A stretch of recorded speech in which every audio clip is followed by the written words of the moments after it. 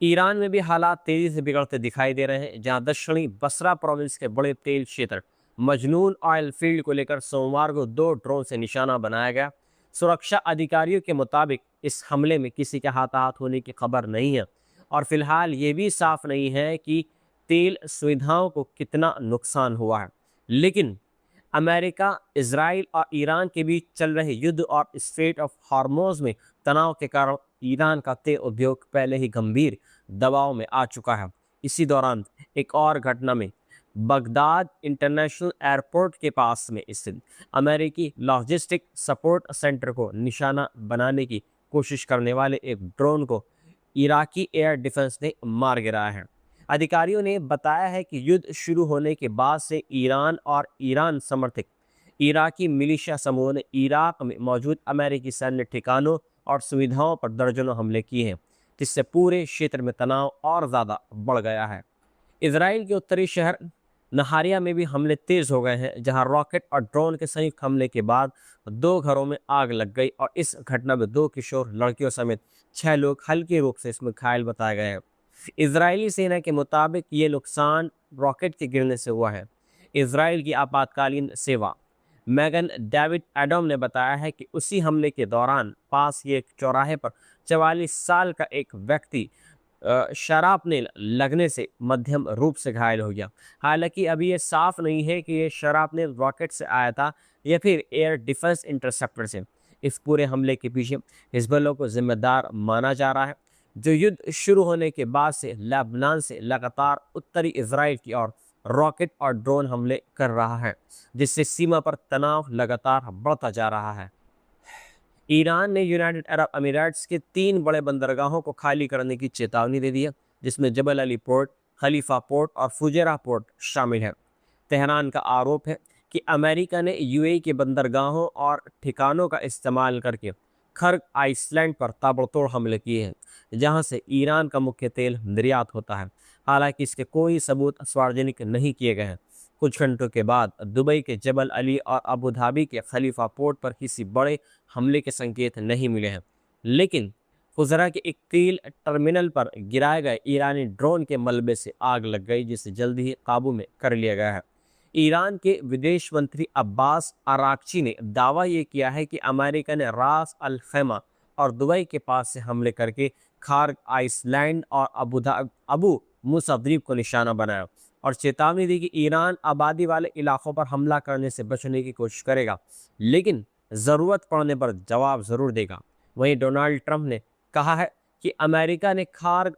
Island के सैन्य ठिकानों को पूरी तरह नष्ट कर दिया है और अगर ईरान ने स्ट्रेट ऑफ हार्मोज में जहाज़ों की आवाजाही में बाधा डाली तो तेल ढांचे को भी निशाना बनाया जा सकता है। इसी बीच ईरान की संसद के स्पीकर ने चेतावनी दी है कि अगर ईरान के तेल ढांचे पर हमला हुआ तो क्षेत्र में अमेरिका से जुड़े तेल और ऊर्जा ठिकानों पर ताबड़तोड़ हमले किए जाएंगे और जवाबी कार्रवाई की जाएगी।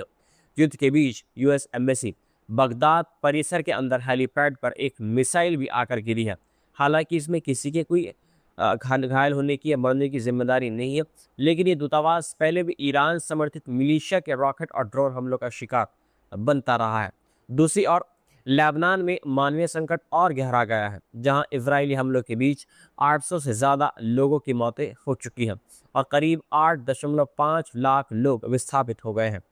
इस संघर्ष के बीच अमेरिका ने अपने सैन्य जमावड़े को और मजबूत करते हुए 2500 के अतिरिक्त मरीन सैनिक और हमला करने वाले जहाज यूएसएस ट्रिपोली को मिडल ईस्ट भेजने का फैसला किया, जो पहले से मौजूद यूएसएस अब्राहम लिंकन और कई जहाज़ों के साथ क्षेत्र में अमेरिकी सैन्य उपस्थिति और बढ़ा देगा। अमेरिका, इजराइल और ईरान के युद्ध के बीच अब स्ट्रेट ऑफ हार्मोज सबसे बड़ा रणनीतिक मोर्चा बनता जा रहा है, जहां ईरान को भौगोलिक और सैन्य दोनों तरह का फायदा मिलता दिख रहा है। ये स्ट्रेट ऑफ हार्मोज लगभग 160 किलोमीटर लंबा है और सबसे संकर हिस्से में केवल करीब 39 किलोमीटर चौड़ा है, जबकि जहाज़ों के लिए दोनों दिशाओं में सिर्फ लगभग 3.7 किलोमीटर चौड़ी लाइन होती है,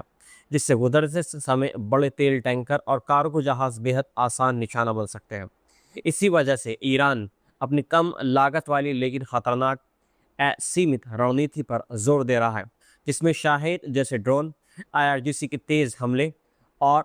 खतरनाक मिसाइल बोर्ड्स, विस्फोट से भरी कामिकाज़े ड्रोन नौवे, उथले पानी के लिए बनाए गए गदीर क्लास मिनी सबमरीन और समुद्र में बिछाई जा सकने वाली हजारों नौसैनिक माइंस शामिल हैं, जो अरबों डॉलर की अमेरिकी कैरियर स्ट्राइक फोर्स को भी चुनौती दे सकती है। जानकारों का कहना है कि अगर अमेरिका ज़मीनी हमला शुरू करता है तो ईरान की जाग्रोस और अलबुर्ज पर्वत श्रृंखलाएं देश को प्राकृतिक किले में बदल देंगी, जिससे आधुनिक सेनाओं की तेजी और अचानक हमले की रणनीति कमजोर पड़ सकती है और युद्ध लंबा और महंगा हो सकता है। इसी बीच एक और चर्चा का विषय इजराइल के प्रधानमंत्री बेंजामिन नेतन्याहू को लेकर बनी हुई है, जहां उन्होंने एक कैफे में दिखाई देने वाला एक वीडियो जारी किया है। ये साबित करने की उन्होंने कोशिश की है कि वे सुरक्षित हैं, सेफ है, लेकिन लोगों के बीच सवाल उठ रहे हैं कि युद्ध के बीच तेल अवीव से लगभग 50 मिनट दूर यरूशलेम के पहाड़ी इलाके में जाकर कैफे से वीडियो जारी करने की ज़रूरत ऐसी क्या पड़ गई, जब वे सीधे प्रेस कॉन्फ्रेंस भी कर सकते थे,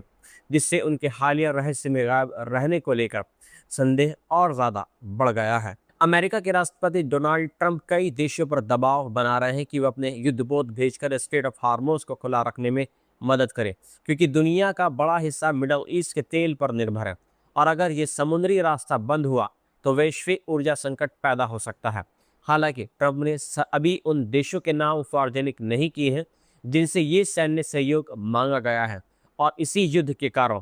उनकी प्रस्तावित चीन यात्रा भी टल सकती है। हालांकि अमेरिकी ट्रेजरी सेक्रेटरी स्कॉट बेसेंट ने कहा कि यह फैसला चीन पर दबाव बनाने के लिए नहीं है। इसी बीच दुबई इंटरनेशनल एयरपोर्ट पर एक ड्रोन के ईंधन टैंक से टकराने के बाद उसमें आग लग गई, लेकिन एयरपोर्ट के अधिकारियों ने बताया कि आग जल्दी ही काबू में कर ली गई है और किसी के घायल होने की खबर नहीं मिली है, जिसके बाद एयरपोर्ट पर कुछ उड़ानें धीरे धीरे फिर शुरू हो गए। युद्ध के मानवीय असर भी बेहद गंभीर होते जा रहे हैं, जहां आधिकारिक आंकड़ों के अनुसार ईरान में कम से कम 1300 लोगों की मौत हो चुकी है, जबकि लेबनान में लगभग 880 और इजराइल में 12 लोगों की जानें चली गई हैं। इसके अलावा 13 अमेरिकी सैनिक भी इसमें मारे गए हैं, जिनमें से 6 पिछले हफ्ते इराक में हुए एक सैन्य विमान हादसे में मारे गए थे। और सबसे बड़ा मानवीय संकट लेबनान में सामने आया है, जहां करीब 10 लाख लोग यानी देश की लगभग 20% आबादी अपने घर छोड़ने पर मजबूर हो चुकी है।